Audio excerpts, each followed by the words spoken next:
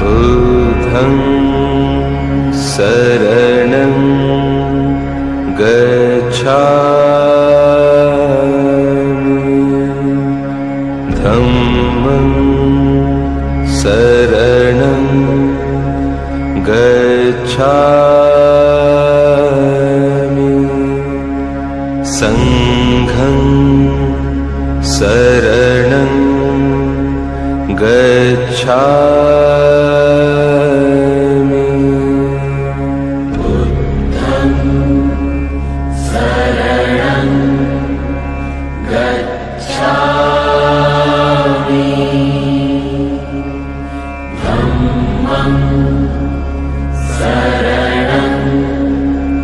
शरणं गच्छामि संघं शरणं गच्छामि बुद्धं शरणं गच्छामि धम्मं शरणं गच्छामि संघं शरणं गच्छामि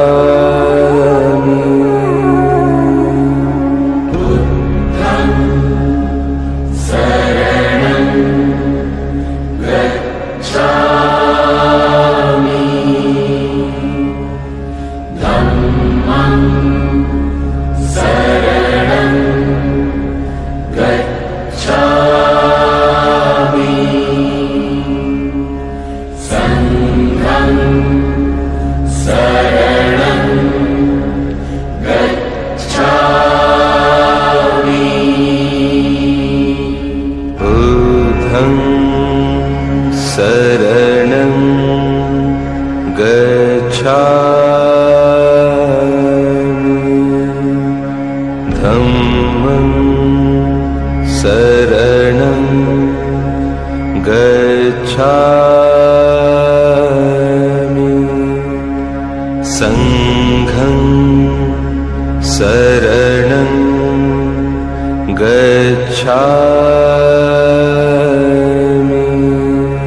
बुद्धं शरणं गच्छामि धम्मं शरणं गच्छामि संघं शरणं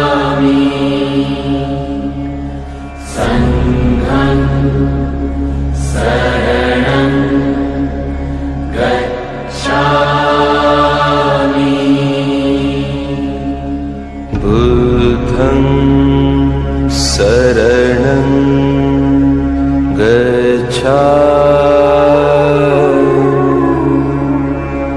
धम्मं शरणं गच्छामि संघं शरणं गच्छामि बुद्धं शरणं गच्छामि धम्मं शरणं गच्छामि संघं शरणं गच्छामि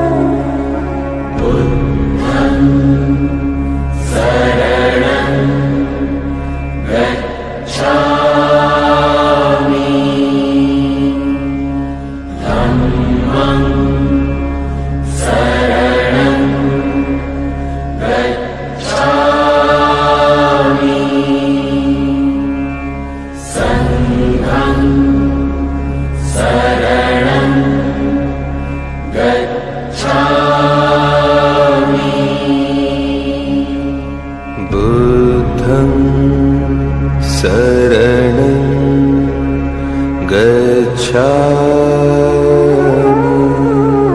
गच्छामि धम्मं शरणं गच्छामि संघं शरणं गच्छामि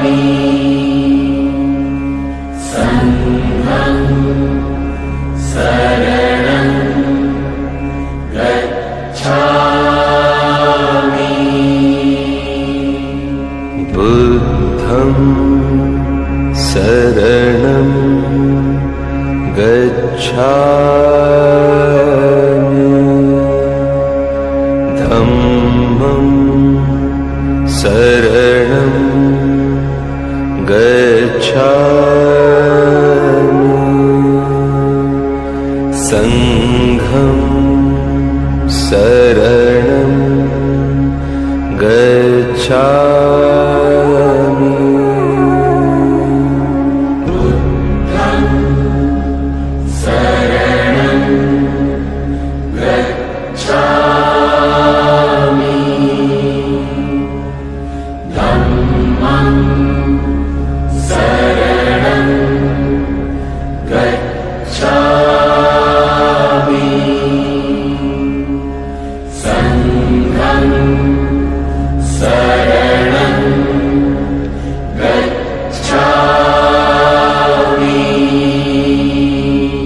बुद्धं शरणं गच्छामि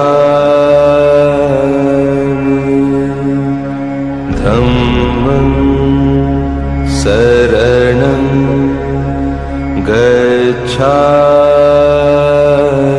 गच्छामि संघं शरणं गच्छामि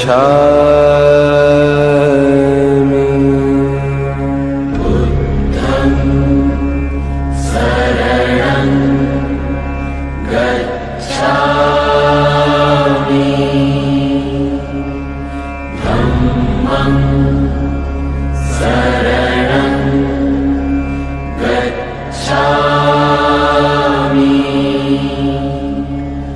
संघं शरणं गच्छामि बुद्धं शरणं गच्छामि धम्मं शरणं गच्छामि संघं शरणं गच्छामि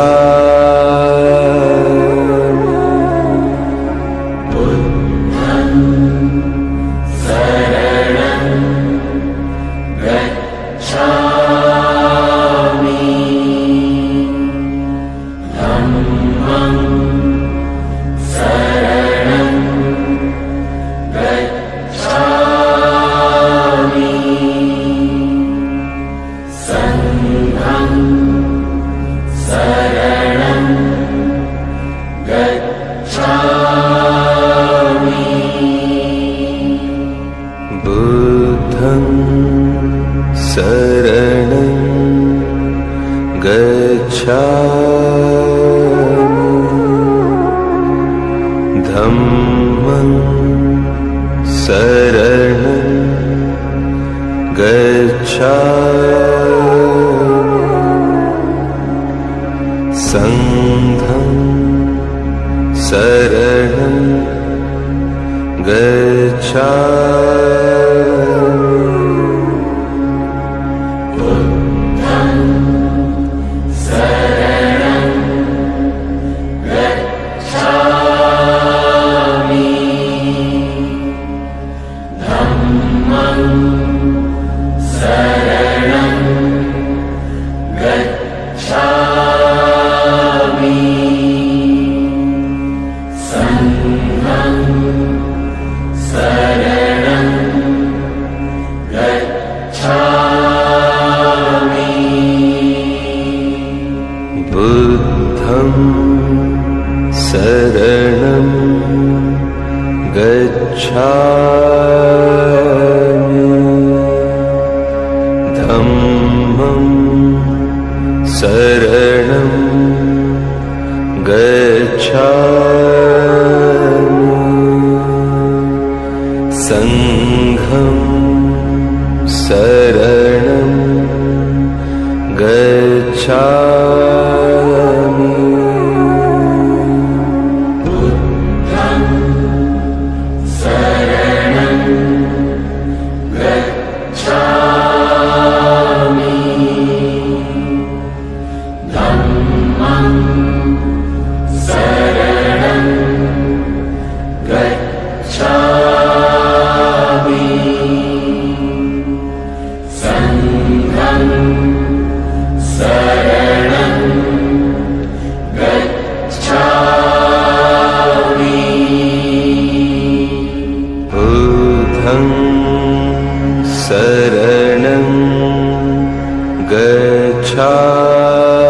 गच्छामि धम्मं शरणं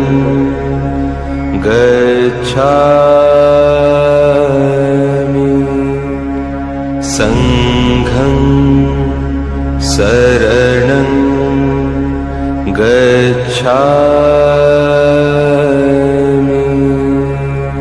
बुद्धं शरणं गच्छामि धम्मं शरणं गच्छामि संघं शरणं गच्छामि बुद्धं शरणं गच्छामि धम्मं शरणं गच्छामि संघं शरणं गच्छामि बुद्धं शरणं गच्छामि धम्मं शरणं गच्छामि संघं शरणं गच्छामि बुद्धं शरणं गच्छामि धम्मं शरणं गच्छामि संघं शरणं गच्छामि बुद्धं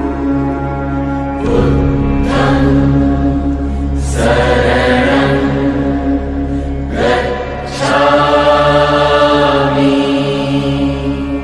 गच्छामि संघं शरणं गच्छामि बुद्धं शरणं गच्छामि धम्मं शरणं गच्छामि संघं शरणं गच्छामि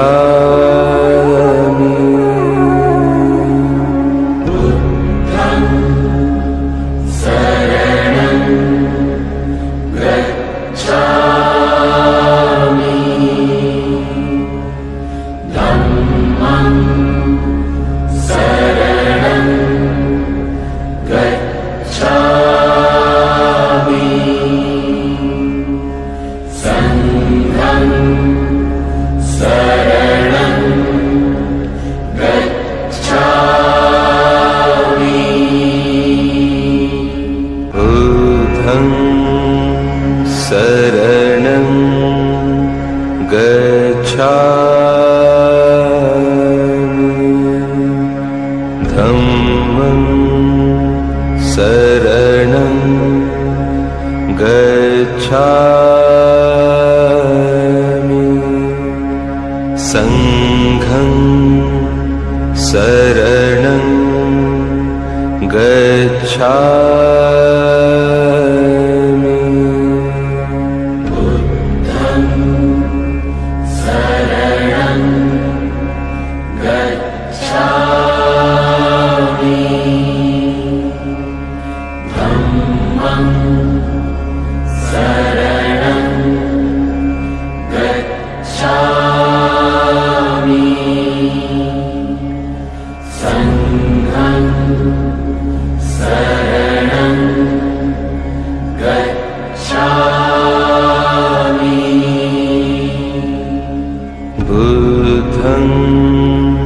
शरणं गच्छामि धम्मं शरणं गच्छामि संघं शरणं गच्छामि बुद्धं शरणं गच्छामि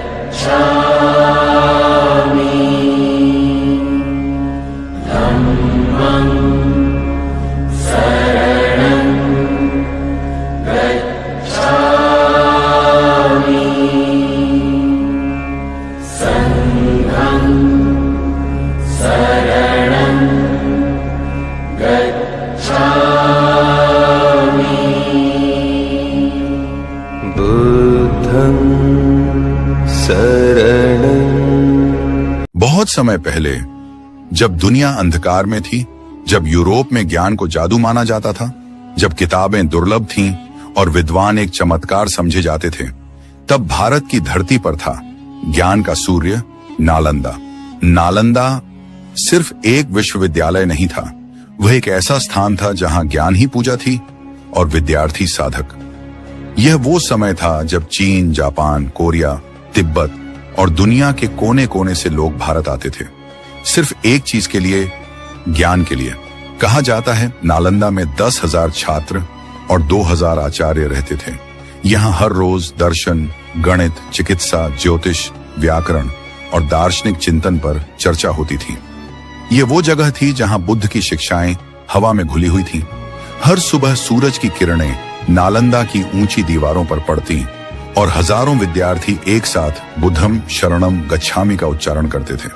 वो आवाज मानो स्वर्ग से उतरती थी, लेकिन हर स्वर्ग की तरह नालंदा का भी एक अंत था। एक ऐसा अंत जिसे सुनकर आज भी दिल रो पड़ता है। पर उसके पहले जानना जरूरी है, नालंदा कैसे बना, किसने बनाया और कैसे यह विश्व का सबसे बड़ा विश्वविद्यालय बन गया। लगभग 5वीं शताब्दी में गुप्त सम्राट कुमारगुप्त प्रथम ने बिहार की पावन भूमि पर नालंदा की स्थापना की। नाम रखा गया नालंदा, जिसका अर्थ है ज्ञान देने वाला या जिससे ज्ञान की नाल बहती रहे। शुरुआत में यह एक छोटा विहार था, पर कुछ ही दशकों में यह ऐसा केंद्र बन गया जहां सैकड़ों मील दूर से लोग पैदल चलते हुए सिर्फ एक आस लेकर आते थे, नालंदा में पढ़ना है। वो समय था जब शिक्षा का मतलब था आत्मा की जागृति। कोई डिग्री नहीं, कोई फीस नहीं, सिर्फ ज्ञान और सेवा की भावना। नालंदा में प्रवेश आसान नहीं था। पहले द्वार पर परीक्षा होती थी। अगर आप सवालों के जवाब नहीं दे पाए तो द्वारपाल, जो स्वयं विद्वान होता था, आपको अंदर जाने नहीं देता था।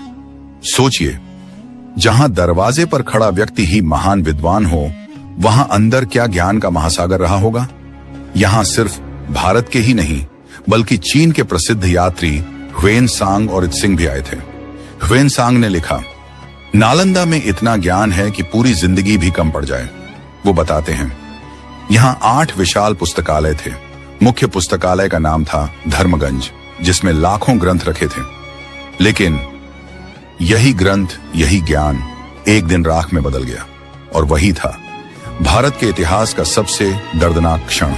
रात का सन्नाटा था, चांदनी बिखरी हुई थी नालंदा की ऊंची दीवारों पर। विद्यार्थी अपने कक्षों में दीपक जलाकर ग्रंथों का अध्ययन कर रहे थे। हवा में मंत्रों की ध्वनि थी और हर ओर शांति। किसी को क्या पता था कि आने वाली सुबह इतिहास का सबसे भयावह अध्याय लिखेगी। वर्ष था लगभग 1193 ईस्वी। भारत की धरती पर विदेशी आक्रमणों का दौर चल रहा था। उत्तर भारत में बख्तियार खिलजी नाम का एक सेनापति उठ चुका था, निर्दयी, महत्वाकांक्षी और अंधकार का प्रतीक। उसने सुना था बिहार में एक ऐसा स्थान है जहां लाखों किताबें हैं, जहां विद्वान रहते हैं, जहां ज्ञान का सागर बहता है। लेकिन उसके मन में ज्ञान के लिए सम्मान नहीं था, बल्कि अंधभक्ति और घृणा का तूफान था। एक रात उसने अपनी सेना के साथ नालंदा की ओर कूच किया। सैकड़ों सैनिक मशालों के साथ अंधेरे में बढ़ते चले आए। सुबह का सूरज उगा ही था कि नालंदा की दिशा में धुआं उठने लगा। लोग समझे शायद कोई साधारण घटना है, पर जब पहली तलवार गिरी, पहली चीख गूंजी, तो पूरा नालंदा कांप उठा। विद्यार्थी भागे, शिक्षक उठे, पर कुछ समझ पाते उससे पहले सैकड़ों सैनिक दीवारों को तोड़ते हुए अंदर घुस आए। ग्रंथागार, विहार और ध्यान स्थलों में आग लगा दी गई। बख्तियार खिलजी ने आदेश दिया, इन काफिरों के ग्रंथों को जला दो ताकि कोई ज्ञान न बचे। सैनिकों ने धर्मगंज पुस्तकालय के दरवाजे तोड़ डाले। हजारों पांडुलिपियां, बौद्ध ग्रंथ, विज्ञान और चिकित्सा के दस्तावेज सब हवाओं में उड़ने लगे। एक आचार्य जिनकी उम्र 70 वर्ष थी, आग के सामने खड़े होकर बोले, तुम हमें जला सकते हो लेकिन ज्ञान को नहीं, क्योंकि ज्ञान न मिटता है न मरता है। सैनिकों ने तलवार चलाई और वो आचार्य वहीं गिर पड़े। विद्यार्थी अपनी जान की बाजी लगाकर ग्रंथ बचाने की कोशिश करते रहे, पर वो भी अग्नि में समा गए। कहा जाता है नालंदा के पुस्तकालय में इतनी किताबें थीं कि जब उन्हें आग लगाई गई तो 3 महीने तक वो जलती रहीं। रात दिन धुआं उठता था, पूरा आसमान काला हो गया था। लोग कहते थे ये नालंदा नहीं जल रहा, ये भारत का आत्मज्ञान जल रहा है। ह्वेनसांग की लिखी पांडुलिपियां, तिब्बत से लाए हुए सूत्र, आचार्य नागार्जुन की शिक्षाएं सब राख में बदल गईं। जब राख ठंडी हुई तो धरती पर बस धूसर पत्थर बचे थे, टूटी दीवारें और जली हुई मूर्तियां। जो कभी ज्ञान का मंदिर था वो अब मौन समाधि बन चुका था। कहा जाता है कुछ विद्यार्थी अपनी जान बचाकर भागे। उन्होंने किताबों के कुछ हिस्से छिपाकर नेपाल, तिब्बत और चीन तक पहुंचाए। वहीं से आज हमें नालंदा की झलक मिलती है।